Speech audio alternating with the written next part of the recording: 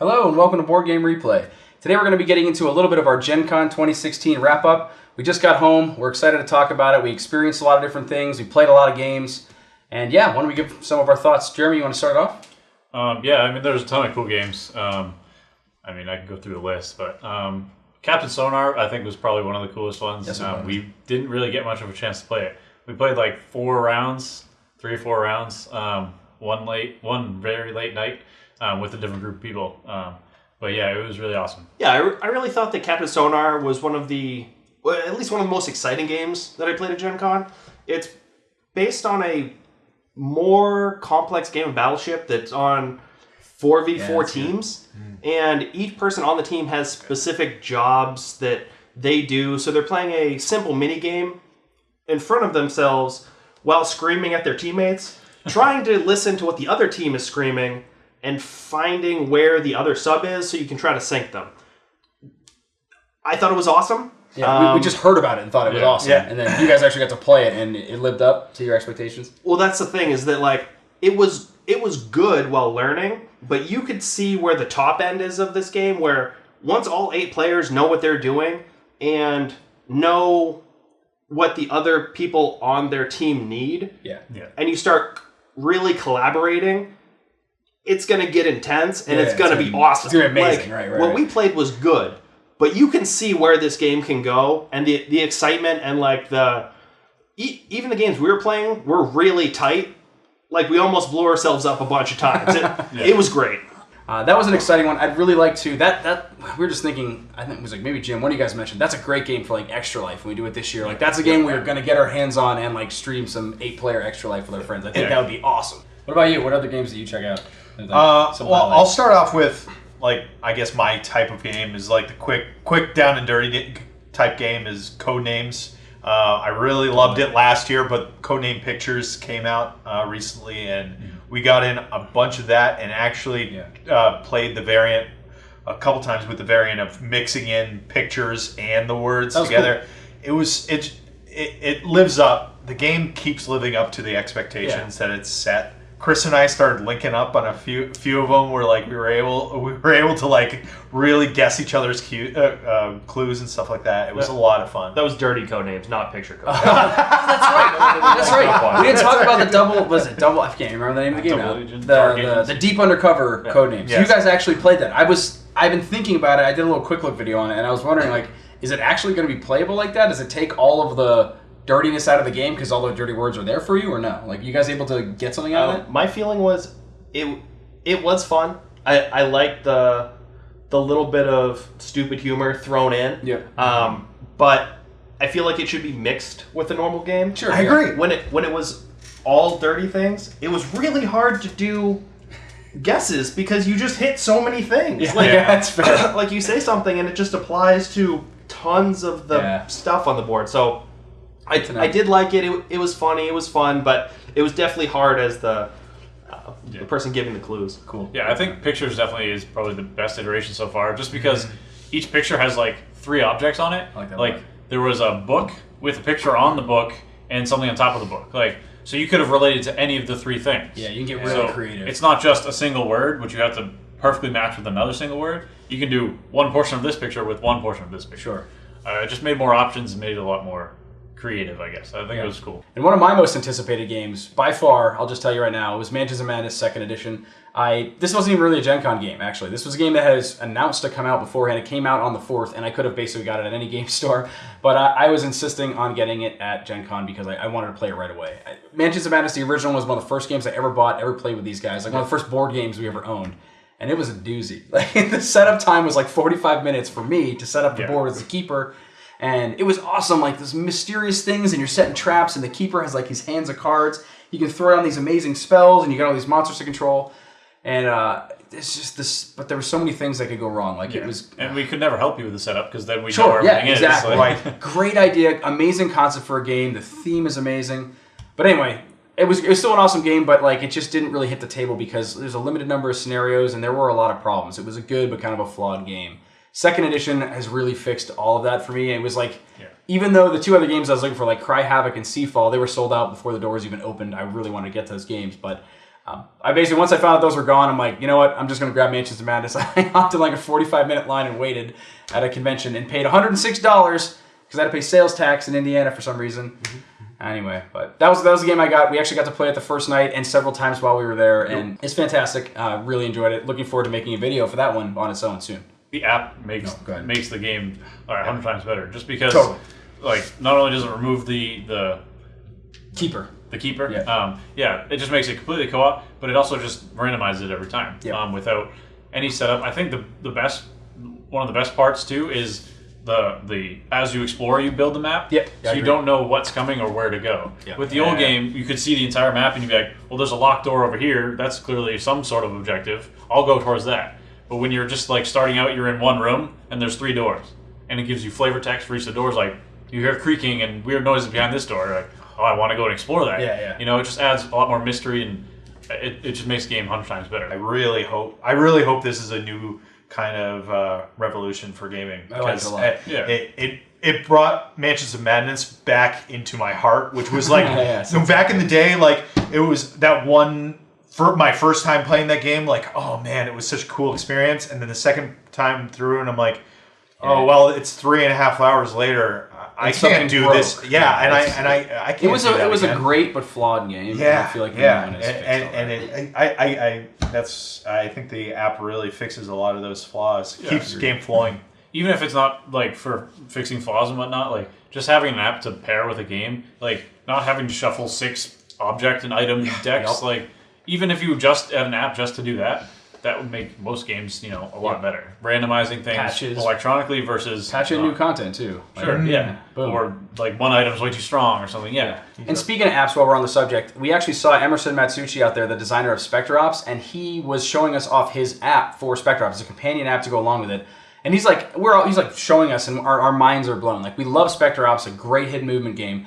But when you're playing the assassin, I forget the name of the agent, but the guy that's like moving with the hidden movement, you have to track it all on like this black and white piece of paper and kind of be looking at the board, which like most hidden movement games do. But the app takes all of that and puts it in your hand, like these beautiful colors with sound effects, shows you where you can move. It's incredible. And like while he's showing us this, I'm like, this is an incredible app. Did you get to design this? He's like, oh, I'm designing, and I'm a software guy. I was like, dude, like, this app's amazing. Like, this is incredible work. Awesome. So I'm really excited about that. Like, Specter Ops is one of my favorite hidden role games, period. I'm going to play it. I mean, it's going to get that right back to the table for me. Like, just to give you a bit extra flavor when you're playing as the assassin. That's awesome. Yeah, that's another advantage that just came to mind, is having an app control rules. You don't have to question, does this work this way? Right. Well, the app tells you. You can only move here, Yeah. Literally showing you your exact movements. Yeah. Oh, you're about to cross over here. You're going to have to put down the site token there. Like, that's all there's no question. It's amazing. There's no forgetting anything. So that's another good advantage of apps that can totally integrate well. Yeah, so as far as the games that I really enjoyed at Gen Con, we did a lot of stuff, and I do enjoy the big games like the Mansion of Madness, but what I'm always looking for in a game is something that I can bring home and play with a large variety of people, my family, my wife, not just the people here. Mm-hmm. And I thought really the winner... Strike, obviously, is what you're talking about. Strike is okay. It's not specifically bad. More on Strike later. I really like Potion Explosion. Yes. This game has a lot of simple mechanics going for it that you can chain in interesting ways to gain an advantage, which lets a person who likes complex games do stuff that's... You can have big turns, and you can look for those patterns, and it has a very unique mechanic for getting your resources, but at the same time it's simple enough that anybody can get to the table and understand the small rules base and really feel comfortable playing the game. Yeah, definitely. You guys had learned that while I was getting stuff up to the room. I came back and you're like, we're ready to play. Yeah. I'm like, guys, I have no idea what's going on. I didn't hear any of the rules. Yeah. And within like 5 minutes, I was like, oh, cool, I get it. Yeah, the whole marble thing is incredible. Like, what a cool concept. Like, I don't know any game that's really like that. Yeah, it's really cool to use marbles. But like Chris was saying, you can play it a very basic, like, just play it really casually. But like, if you sit there and think about it, like, if I use this ability and then use this ability and then pull this and then like, there's a lot, like, you can think 6 steps ahead and you can make a big turn, or you can just play it pretty casually with a small group of friends. And it's definitely a standout game for me too. Cool Mini or not, also. Like, we went to that show and they just all of a sudden, like, hey, here's 10 new games, and they're all awesome. Yeah. Like, I mean, I didn't get to play all of them, but Bloodborne they had out there. The Potion Explosion, they had Creo, Ta-da, we'll get more to that. But like, just there's like, it probably had at least 10 new games, like a ton of new stuff announced. Like they're just blowing up right now. Cool Mini is just, they're unbelievable. Another game I want to talk about that unfortunately Brian is not here to join us, but we got a chance to do a demo. We actually put out a little quick video of our impressions of Doom, not even the second edition, Doom, the board game. I actually have the original, which we've played a number of times, and I really liked that game. But boy, was that one another one that was like, I don't say broken, but just absolutely brutal. Like the original Doom was so rough. Like again, as the main controller dude, I just got to crush everybody with like a million minions that were super strong, and the Marines were like barely hanging on. And we were kind of not expecting what we'd see in the new one. And you got to play it. Why don't you talk about it? Yeah, well, I was going to say, I think they both, like, that one was kind of geared towards Doom 3 when it came out, like the video game. Sure, which is a lot more survival type, where this was a lot more action-oriented, which relates both to both of the games. The new one's a lot more fast-paced, action, murdering, die and respawn, versus... Well, if you die, I have to come over and spend my time and pick you up. You know, they're very similar theme, but totally different playstyle. That's cool. I'm excited for that one for sure. Like watching, I didn't get to get a good grasp on the mechanics. We kind of talked a little bit about the deck building, the sort of the deck building. Can you go into that a little bit? Like it's pretty cool. I mean, at least for the demo, you started with basically 2 weapons, and the weapons had 2 weapons and then like base movement and actions. Yeah, so each card you play has like either an attack or a movement or a combination of the 2. So depending on what weapon or what card you're playing, you can have 3 movement and then a basic attack, or no movement and then 2 really strong attacks. That kind of stuff. So you play all your cards and they all combo together, and each weapon has, at least in the demo, there was 3 cards per weapon. So depending on which weapon you had equipped or which weapon you go and pick up, like I picked up the chainsaw as we saw. Right, that was insane. There's a lot. It's really cool because each weapon and each card ties to the weapon and the theme, and it all blends really well together. And what about do you think the Overload guy, some people are asking questions like, do you think the Overload guy is too strong? Like, do you think, too weak? Like, they saw, like, a couple people said, like, they just saw you wreck through all the monsters. And I kind of was like, that's probably just the demo. Yeah, it was very much the demo. It was kind of happenstance. I don't really think they put the chainsaw right next to the spawn in the normal game. I think that's part of the demo. And the fact and the fact that I happen to have like an ability that let me run through people, like, which is what you have to do the glory kill, is to run through. Normally it takes an extra movement speed, which I had the bonus that didn't cost an extra movement speed. So a lot of things I don't think would have happened under normal circumstances like that. But. We got a link to that video too. I apologize. We did mention this one, but I'll put a link in the description to that Doom preview. It's one of the few videos we actually did at GenCon. But so another game we picked up and tried out was Vast, the Crystal Cavern. That was a really cool game. It's a asymmetric versus game, 5 different roles. There's a lot of rules and it takes a long time to learn. God, is there a lot but once we figured it all out, it was probably one of my favorite games. Me and Isaac played along with Jim and Lisa. Jason, who got sick, and then Brian took over. But GenCon-itis took over. Oh god. But yeah, that's a really cool game. Like I said, it's 5 different asymmetric roles. I was the knight. There's orcs. There's a dragon. Someone plays the cavern. Your goal is to collapse it in on everybody. Cool. And then Jim played the thief.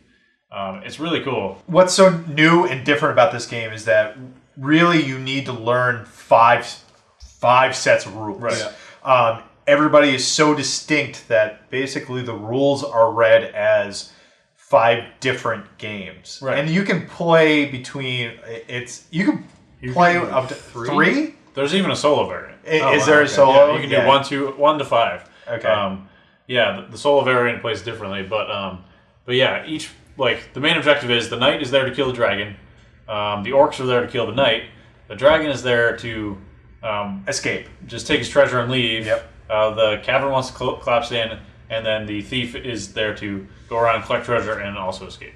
Everybody has a different set of rules. But if you don't know like their objective and how strong someone is, then you can't really play it. So you have to learn all 5 rules really, even though you're only playing 1 role.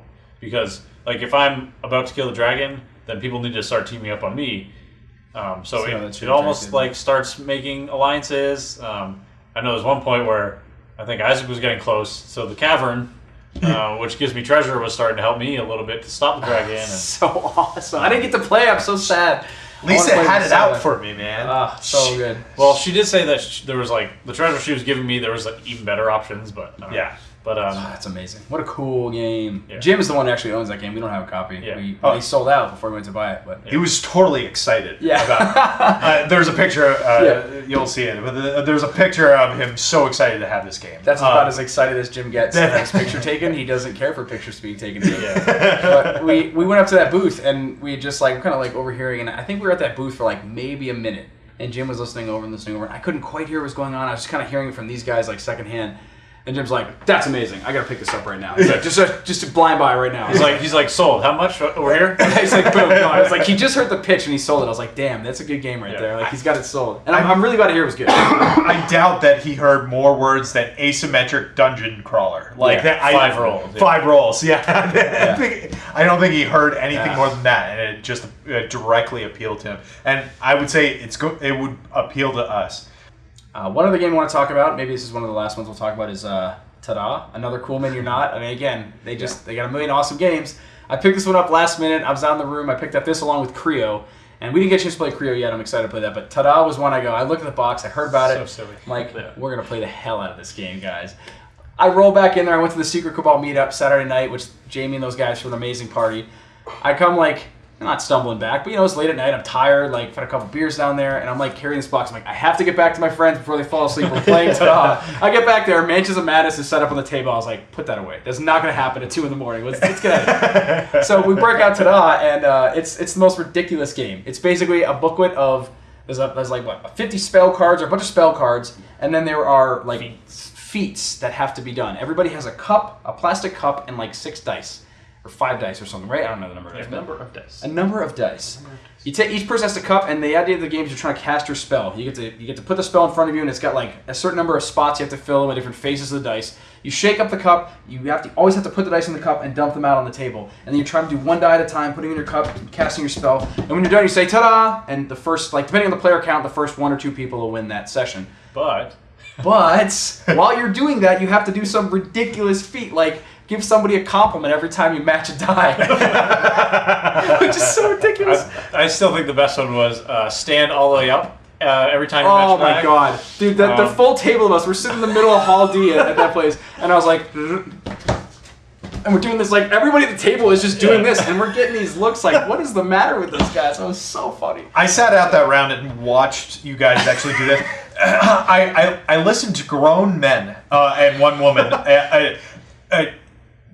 stipulate what it means to actually stand up. You have to lock your knees. Yeah, you can't do a half stand. That doesn't count. Yeah. Your hand, cheating, you may press on the table, but you cannot. Your hands need to be off the table when you're like. There's so many. Listening to you guys play that game was a lot more fun than playing because actually it wasn't the game for me, but watching you people play it was amazing. I'd like to quote Chris for a minute. I was like, "You're objectively wrong." Yeah.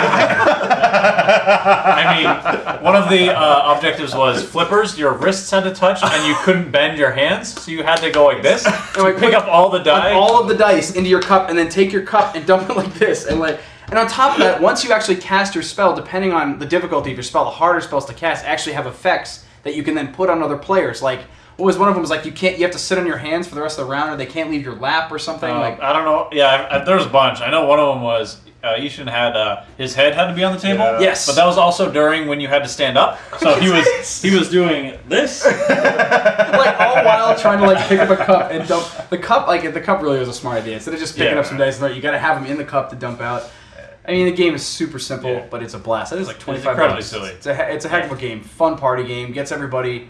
I have a million of these kinds of like icebreaker style games, but man, it was a blast. Yeah, that's exactly how I feel. This game is not good, but it is really, really entertaining. Yes. Like, oh man, it's an activity rather than a game, but it's a blast. Yeah, once you run out of feats, I mean, I'm sure they can add new ones easily. Like, sure, yeah. How hard is that, right? If you release a Ta-Da! Expansion pack with like 20 new feats, I'd be like, take my money, I want it now. Yeah. Gotta have it. Oh, that's great.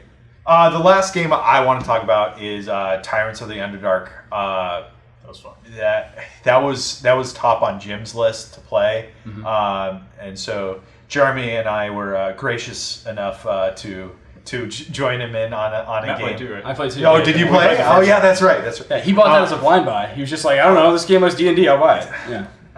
Yeah, if my memory's foggy is because every game was played at 3:30 in the morning. So That's very accurate. The thing about that game that made me excited was it reminded me of what I loved about Dominion because it has that type of gameplay implemented into a very strategic board area control type game, exactly. And reminded me how much, I mean, back in the day, Dominion was on the table. That's all we played. That was my first game every day, It was all a permanent day. fixture on your table. That was just, it was just on my table all the time. All the time.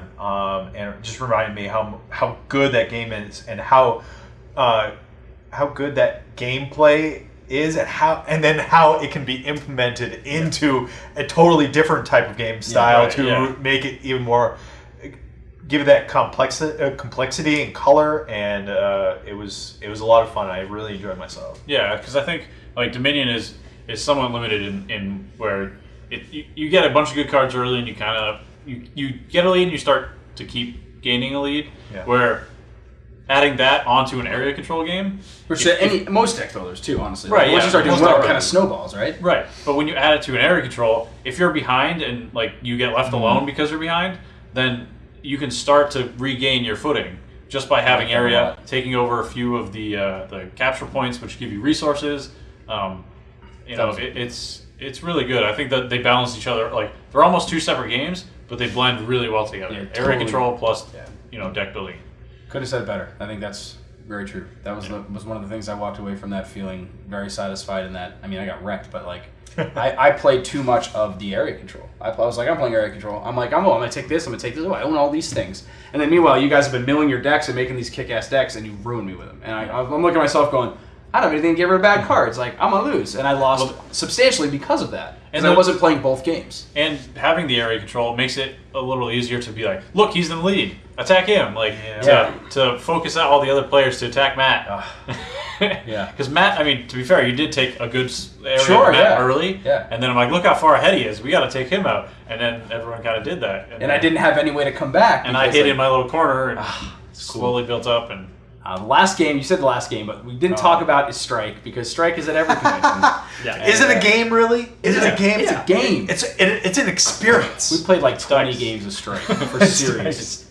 it's We nice. played it on the streets. We played it at every hall. We played it. I mean, none of these guys had really ever played it before. I played it at Origins a ton. I watched Rodney and Jamie played a lot, and then we brought it here, and we were playing it. Like, what are we doing? All right, let's throw it on the floor. We'll play in the middle of this hallway. Like, everywhere we go, we just throw Strike down. We had to wait an hour for our table one night at dinner, and we just played Strike at the bar for a better part of an hour. There's always time for Strike. Always is time for Strike. The bartender thought we were like throwing craps on the table. Yeah. At the bar. Yeah, Like we were like- waiting for a table. We're not Like, gambling. We're not gambling. We're just playing Strike. If you haven't heard of Strike, it's this really, really simple dice game from Ravensburger that came out, I think, in 2012. It's been out of print for years.